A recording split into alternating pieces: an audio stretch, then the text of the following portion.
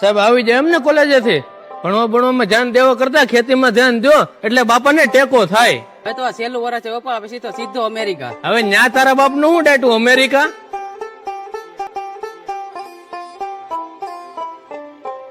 બટા તને તો ખબર જ છે તારી માં વહી ગઈ ને પછી હું હાવ એકલો થઈ ગયો.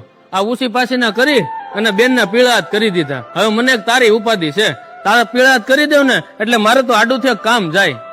પણ પપ્પા મારે હજી ભણી ગણીને મોટો માણસ બનવું છે. હવે ભણી ગણીને મોટો માણસ બનવું? કેડે પાટલું નથી રહેતું ને તારે મોટો માણસ બનવું છે? પણ પપ્પા મારે કોલેજ નો છેલ્લું વર્ષ, એક વખત ફી ભરી ગયો પછી કોઈ દી નહીં કહું. પણ જો બટા આ તારી માના દવાખાનામાં અને તારી બેન ના પીળાત કરવામાં જે બીજા પાસે પૈસા માગી માગીને ભેગા કર્યા છે ને એ મારી પાસે હાવ પૂરા થઈ જાવે. મારી પાસે એક રૂપિયો નથી. તો હવે હું શું કરું પપ્પા? જો બટા મારું માન ને તો ભણવાનું જ મૂકી દે અને કઈ કામ ધંધે સડી જા. પણ પપ્પા તમને ખબર તો છે મેં દિવસ રાત મહેનત કરીને કોલેજ સુધી પીગો છું. હવે પાછા વળી જાવ ભાઈ અને કઈ કામ ધંધે સડી જાવ. તને ભણાવું ને એવી મારી પાસે હવે ફી ના પૈસા મારી પાસે નથી અને મારી આશા નહીં રાખતો ભાઈ. લાવો હવે પાવડો અને અમે દઈ ખોવડે વેલી ના ઘેરે આવજો. હા પપ્પા.